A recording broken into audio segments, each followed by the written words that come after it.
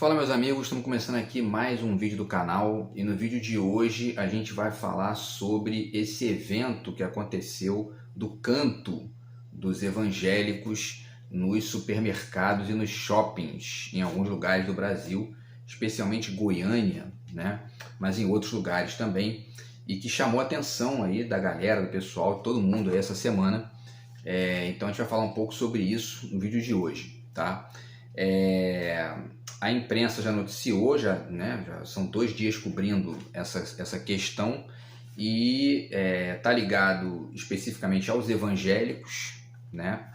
É uma iniciativa dos evangélicos e mais especificamente, segundo a revista Carta Capital, vou deixar o link para vocês aqui, da Igreja Fonte da Vida, que é uma igreja que tem o apóstolo César Augusto como fundador, e esse cara é um forte aliado do Bolsonaro também, né? Então essa igreja organizou um projeto ali, que é um projeto chamado IDE, né, que eles dizem que é a maior ação de evangelização do mundo, né? Quer dizer, nitidamente aí uma hipérbole, né? Para exagerar um pouco ali a situação. E essa igreja tem 181 instituições pelo Brasil, 181, né, pontos de culto, né, pelo Brasil, 11 na América do Norte, 2 na Europa e 1 na Namíbia, que é um país lá no sul da África, tá? E essa iniciativa parece que surgiu em janeiro agora desse ano, né, essa iniciativa dessa igreja, porque já existem vídeos com coisas do tipo de 7 anos atrás, né? E eles querem fazer isso todo último sábado de cada mês, né? Segundo o tal apóstolo César Augusto, tá? E aí, essa questão levanta várias polêmicas, né? Por exemplo, a questão da separação entre o público e o privado, né? Então, até que ponto uma instituição religiosa pode transformar um espaço público num lugar de culto, né? Até que ponto o espaço público é um lugar de manifestações mais particulares desse tipo, né? Especialmente essas manifestações que interferem no espaço do outro, né? Porque o sujeito pode de repente ali reunir 100 pessoas dentro de um lugar, numa praia, ou num estádio, enfim. E aí faz ali a coisa em silêncio, então tá valendo. Quando você começa a gritar ou cantar, que é uma coisa muito comum entre os evangélicos, né? Eles gritam, né? Enfim, e isso já interfere no espaço do outro, né? E o problema de você questionar, existe uma dificuldade muito grande de fazer os evangélicos entenderem isso, e qualquer pessoa que eventualmente tenha um projeto do tipo, porque pelo menos no caso dos evangélicos o objetivo é esse mesmo, interferir no espaço do outro, né? Quer dizer, evangelizar o outro, né? E aí você diz para o cara, meu querido, tudo bem, entendeu? Você tem todo o direito de querer fazer isso, só que é o seguinte, tem certos lugares que você fazendo isso alto, gritando, cantando, ou o diabo que seja, você vai acabar interferindo ali, vai ter gente que não vai gostar disso, né? É o mesmo princípio de fumar dentro do ônibus, por exemplo, né? Até alguns anos, a pessoa fumava dentro do ônibus e que se dane quem está ali do lado, a fumaça vai na cara do outro ali, o sujeito fuma, né? O fumante passivo, e que se dane. Então, a mentalidade civilizada, laica e etc. foi chegando num ponto, né, em que o espaço do outro começou a ser considerado, e aí você proíbe o cigarro dentro do espaço fechado, restaurante, elevador, enfim, ônibus e tudo mais, né? Então esse é um ponto, tá? Um outro ponto é uma questão mais complexa, porque tem a ver com o tipo de manifestação, né? Algumas pessoas chamam de flash mob, que seria uma performance, né? E essa noção de performance é muito debatida nos campos da arte, né? Enfim, né? Entre todas as artes, hoje em dia discutem muito esse conceito de performance, porque ele é muito contemporâneo, né? As artes todas foram extravasando das suas fronteiras tradicionais e se conectando com outras formas de vida na sociedade, né?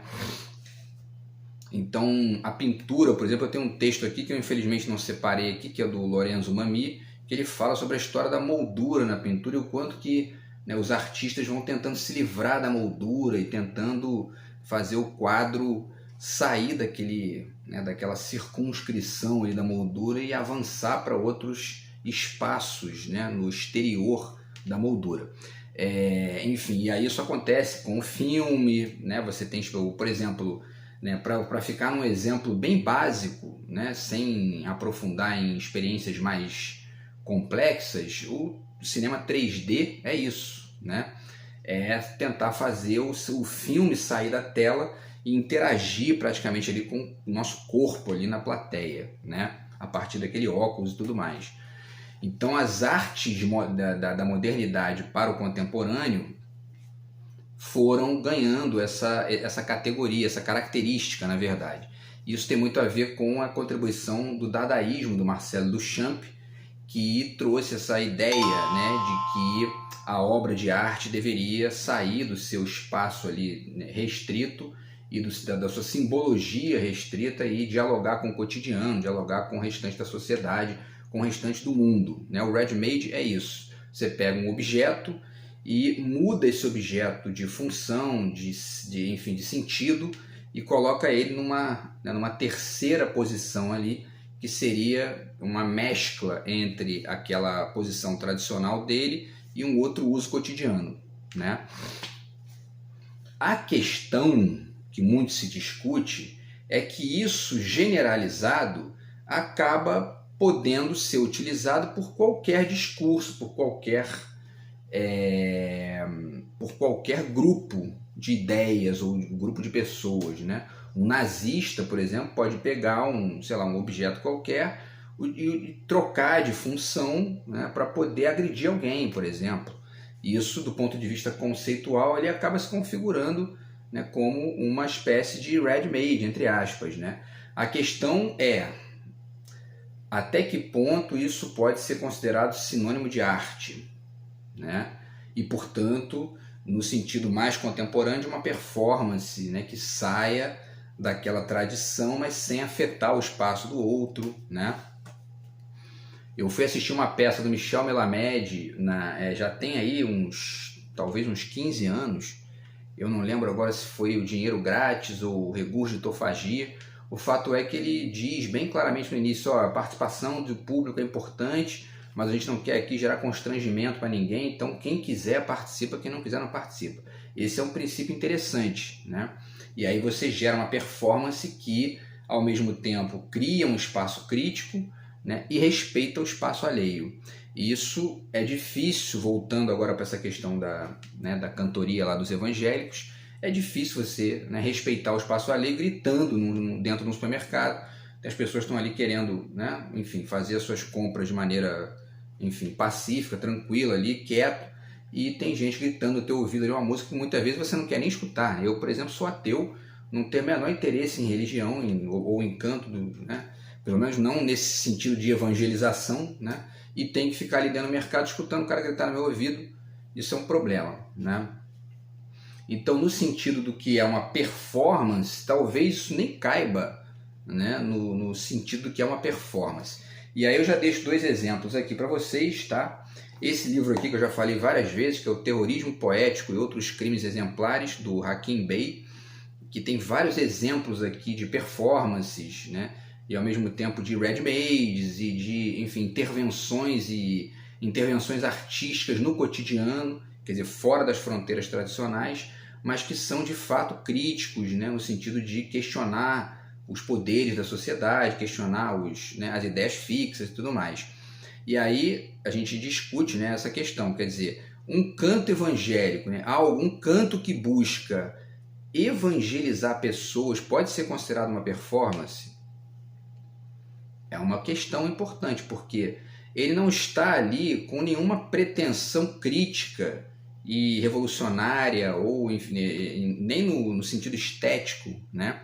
Quer dizer, de de deslocar alguma perspectiva mais retesada no nível social. Pelo contrário, está querendo ali, na verdade, trazer a pessoa para um campo de credulidade, crença, enfim. Então, talvez a gente não possa nem chamar isso de performance, né? E o Hakim Bey dá vários exemplos aqui nesse livro, tá? Tem um outro livro que é um exemplo de performance, o próprio livro, né? Que é esse livro aqui, Não Há Lugar para a Lógica em Cassel, que é um romance do Henrique Villa-Matas.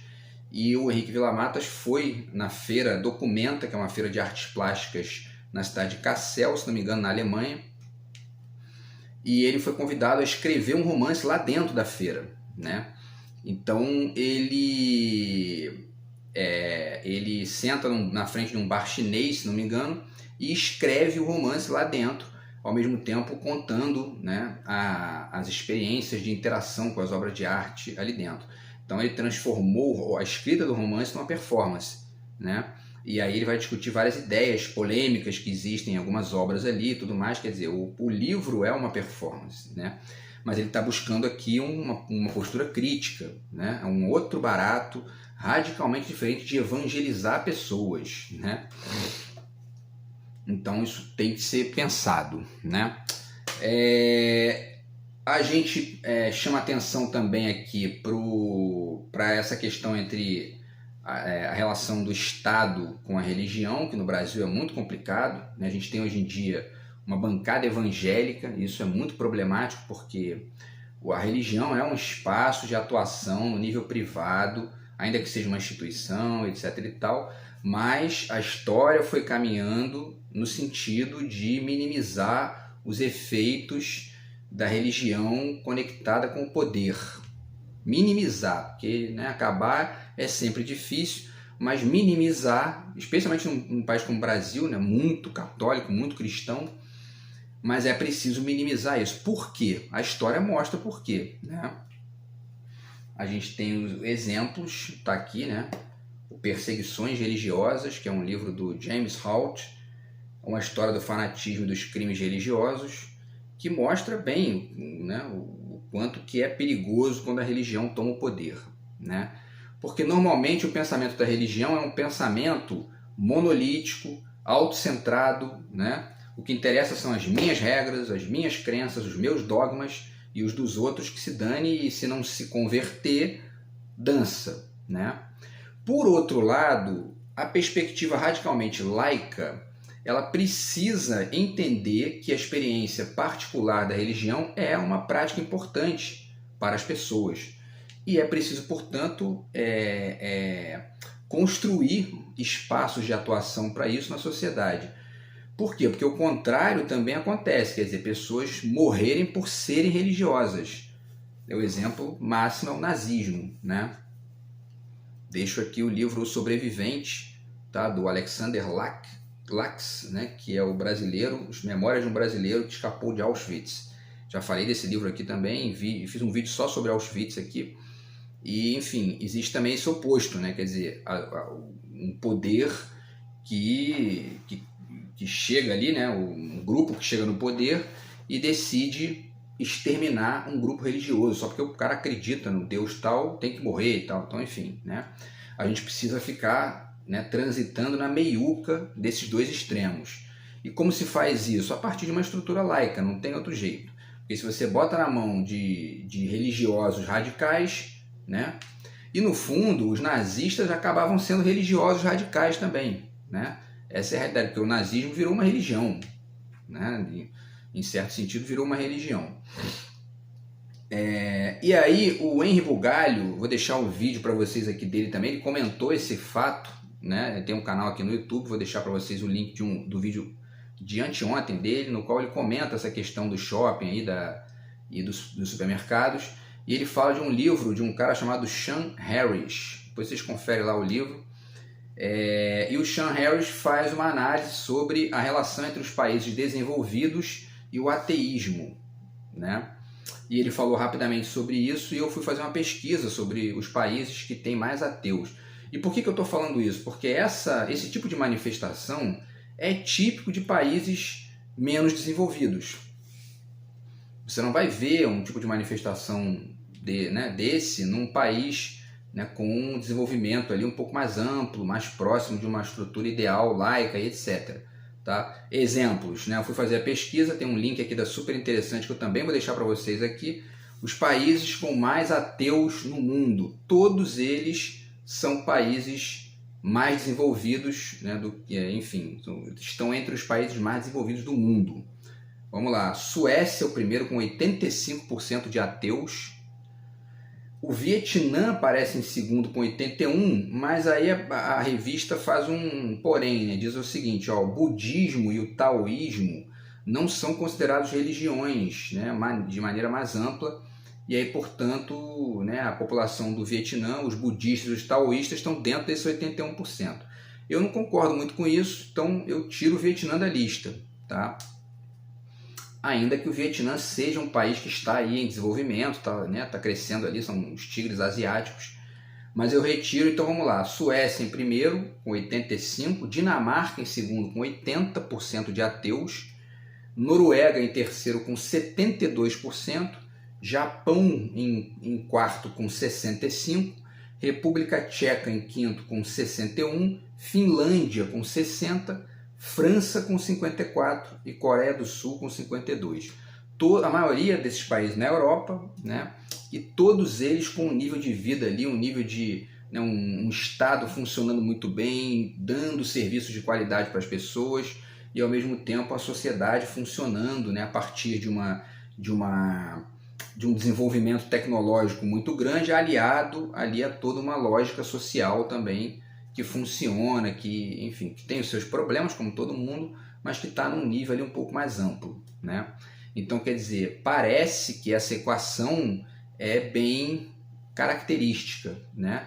Geralmente, os países mais desenvolvidos vão perdendo essa conexão muito veemente com a religião, né?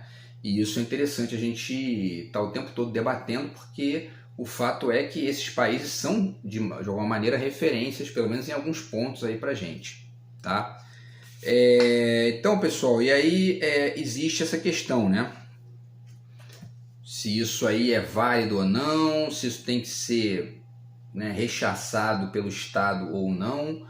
O fato é que alguém, de repente, pode se incomodar com isso e pode reclamar até na justiça, né? O jornal o Globo traz também, eu vou deixar o link para vocês aqui, uma outra notícia interessante de um rapaz, tá, que decidiu fazer a mesma coisa, né, só que com um canto Exu, tá, da Umbanda, né, num vagão de um trem do Rio de Janeiro, e parece que ficou ruim para ele ali, ele ficou, né, numa situação constrangedora, muita gente olhando para ele e tal, o que mostra que esse tipo de performance, entre aspas, é meio totalitário, né? É meio monolítico, né? Não abre espaços de convivência mais amplo, não abre simbolicamente ali, né, a vida em sociedade, não chama, né, para uma reflexão mais ampla e de convívio entre as diferenças. Então, quer dizer, né, os evangélicos gostam muito de gritar no ouvido dos outros, mas quando você quer gritar ali uma umbanda no ouvido deles, eles ficam, né, eles se incomodam, ficam chateadinhos, né? Então, quer dizer, o ideal seria, de repente, a gente fazer uma performance com várias pessoas de religiões diferentes cantando ao mesmo tempo ali, né? Mesmo que se misturem ali os cantos e fique uma coisa meio, né, inclassificável, para usar o nome lá da música do Arnaldo Antunes, talvez fosse de fato uma performance no sentido artístico do termo, né? Agora, um grupo religioso que quer cantar, mas não quer que os outros cantem, né, isso não merece o nome de performance, tá? Enfim, e aí, para finalizar, a gente deixa aqui algumas dicas, né, de livros, duas na verdade, que eu vou deixar aqui, só duas dicas com vocês, de livros que têm um formato interessante de crítica da religião, tá? São o Caim, né, o romance do Saramago. Então, na verdade, o Saramago constrói um Caim crítico, né, um Caim kantiano, como eu costumo dizer, e o Caim começa a questionar com a figura divina lá, né? Pô, você me criou imperfeito, aí eu faço uma cagada, você quer me culpar, quer me dar uma pena eterna e etc. Quer dizer, pô, isso está errado. E aí ele começa a questionar uma série de coisas que a Bíblia, né, traz ali, né? Enfim, porque muito se diz que a Bíblia é um livro, né, do bem, tá cheio de atrocidades na Bíblia, né? Essa é a grande verdade. E o Saramago percebeu isso, né, e era um cara que exercitava bastante isso em Portugal, que é um país também de maioria cristã, e ele fez esse papel crítico aí durante muito tempo lá em Portugal. E aí ele traz aqui o Caim crítico, e é isso aí, é o Caim que está ali cantando um heavy metal, né, batendo panela e quebrando a guitarra no ouvido de Deus ali, dizendo, meu irmão, olha aí, ó, entendeu? O bicho pega aqui porque aqui tu não vai me evangelizar não, entendeu? Então talvez esse livro do Saramago seja muito mais performance do que um grupo de evangélicos cantando num supermercado para tentar, né, catequizar os outros, né? E finalizo com esse livro aqui do Cioran, que é o Breviário de Decomposição, e tem um texto aqui que ele descasca em cima das beatas, que é um texto fantástico. Eu não gravei aqui, eu não fixei para poder ler para vocês, mas eu deixo a dica aí, tá? No próximo vídeo aqui eu trago para vocês a página e tal. Mas enfim, é um texto fantástico, ele descasca sobre a prepotência das beatas, né? Essa coisa de se achar escolhida para ir para o paraíso, né? E enfim, né? É aquela coisa meio bizarra, né? De não, a gente é, né, filho de Deus, quem não está com a gente, né, que se dane, nós vamos para o paraíso, e olha só que maravilha, né? Então o Cioran decompõe esse tipo de bobagem, né? Então também é uma